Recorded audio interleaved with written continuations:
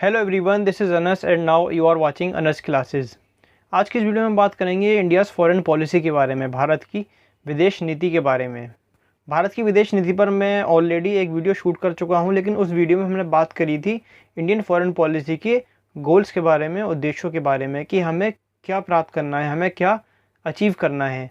अब वो कैसे अचीव करेंगे, किन प्रिंसिपल्स को फॉलो करेंगे, कैसे अचीव करेंगे, आज हम बात करेंगे इसी बारे में।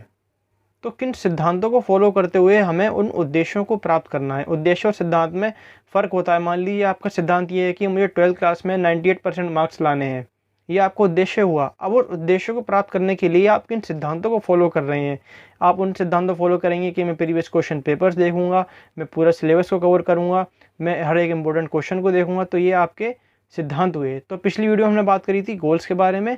आज की वीडियो हम बात करेंगे इंडियाज़ फॉरेन पॉलिसी के सिद्धांतों के बारे में, प्रिंसिपल्स के बारे में। इंडियन फॉरेन पॉलिसी का पहला सिद्धांत है वो है गुट निरपेक्षता का सिद्धांत। गुट निरपेक्षता का क्या अर्थ होता है, भारत ने गुट निरपेक्षता को क्यों अपनाया, इस पर मैं सेपरेटली वीडियो बना चुका हूँ। डिस्क्रिप्शन में लिंक दिया गया है। आप इस वीडियो लेक्चर को पूरा देखने के बाद डिस्क्रिप्शन में जाकर गुट निरपेक्षता पर भी डिटेल में वीडियो देख सकते हैं। गुट निरपेक्षता का सिद्धांत जनरली ये कहता है कि भारत कोल्ड वॉर के टाइम ना तो कंट्री ए के साथ शामिल हुआ था, ना तो कंट्री बी के साथ शामिल हुआ था।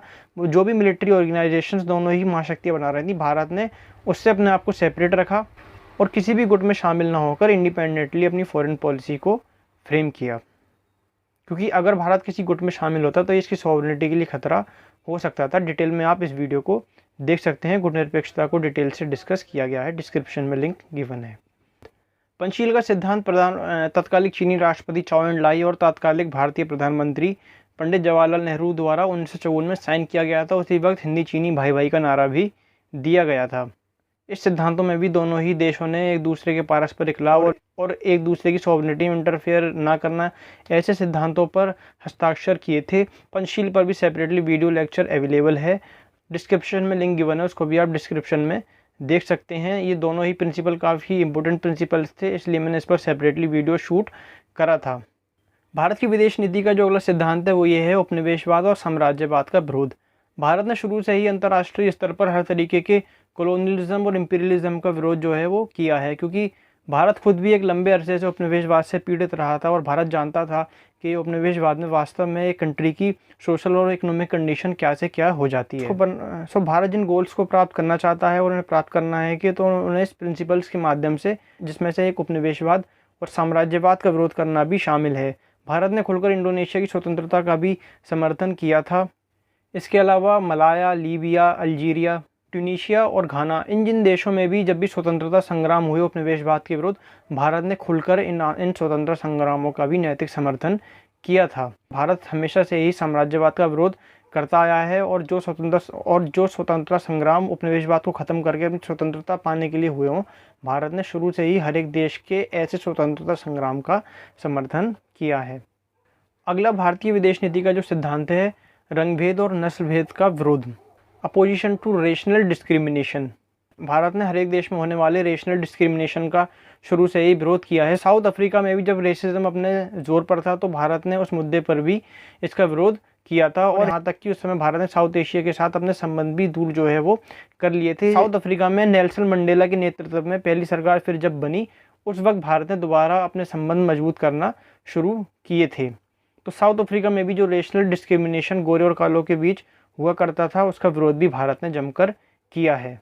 भारत की विदेश नीति का अगला जो सिद्धांत है वही है अंतर्राष्ट्रीय विवादों का शांतिपूर्ण समाधान, Pacific settlement of international disputes. Bharat शुरू से ही अंतर्राष्ट्रीय स्तर पर किसी भी तरह की वार का समर्थक नहीं रहा है, जिसकी बात हम पहले भी कर चुके हैं कि हमें हर मुद्दे का जो है एक पीसफुल सॉल्यूशन निकालेंगे बिना किसी युद्ध का सहारा लिए। इसके लिए भारत अंतर्राष्ट्रीय संस्थाओं को एक जरिया बनाता है कि उसके माध्यम से एक पीसफुल सेटलमेंट किसी भी तरह की डिस्प्यूट का किया जा सके। भारत की विदेश नीति का जो अगला सिद्धांत है वो है संयुक्त राष्ट्र संघ को योगदान, contribution to United Nation organization. संयुक्त राष्ट्र संघ वास्तव में एक ऐसा मंच है, एक ऐसा प्लेटफॉर्म है जो कि सभी देशों को ये अपॉर्चुनिटी देता है कि वो अपने कंट्री से रिलेटेड प्रॉब्लम्स वहाँ पर रख सकें और उन डिस्प्यूट्स का सेटलमेंट भी किया जा सके।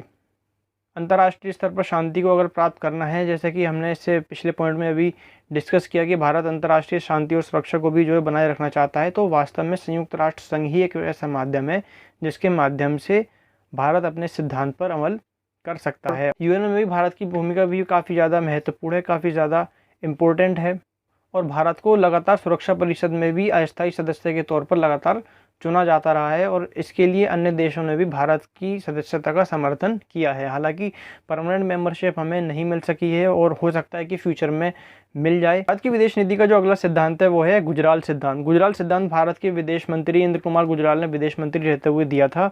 इसको हम ऑलरेडी डिस्कस कर चुके हैं। देखिए, मैंने सेपरेटली वीडियोज़ को इसलिए शूट किया था ताकि ये वीडियो ज़्यादा लंबा ना हो जाए और इनमें से जिन प्रिंसिपल्स को लेकर एग्जाम में क्वेश्चन आता है तो उन सभी पॉइंट्स को डिस्कस करना बहुत ज़्यादा ज़रूरी था, इसलिए मैंने सेपरेटली गुटनिरपेक्षता, पंचशील और गुजराल सिद्धांत इन पर सेपरेटली वीडियो लेक्चर बना दिया था और तीनों ही वीडियोस के लिंक डिस्क्रिप्शन में गिवन है। आप इस वीडियो के बाद उन वीडियोस को जो है वो देख सकते हैं अगर आपने नहीं देखा है तो।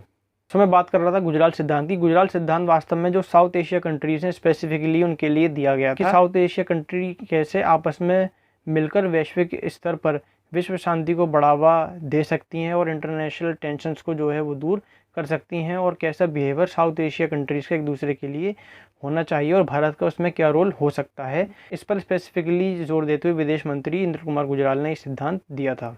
फॉरेन पॉलिसी का जो नेक्स्ट प्रिंसिपल है वो है सैन्य सुरक्षा को मजबूत किया जाए।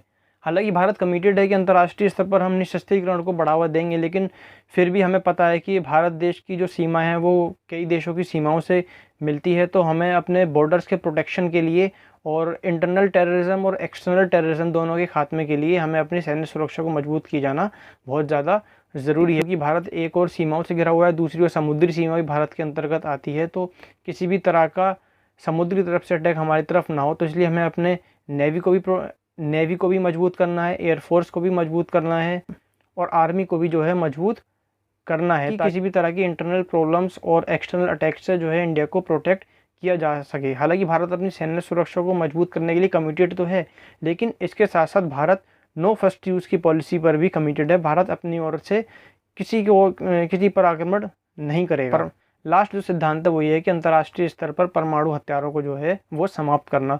परमाणु हथियार से काफ़ी बड़ा जोखिम बना रहता है, जैसे कि 1945 में हमने हिरोशिमा और नागासाकी में देखा था कि वहाँ पर जो बम धमाका हुआ था कितनी बड़ी जान और माल की वहाँ पर हानि हुई थी।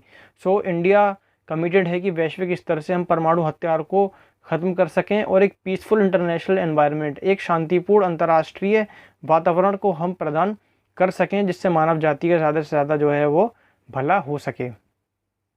सो फ्रेंड्स, ये थे फॉरेन पॉलिसी के कुछ सिद्धांत और इसका पार्ट 1 अगर आपने नहीं देखा हो तो आप वो भी देख लीजिए जहाँ पर इसके गोल्स को जो है वो डिस्कस किया गया है।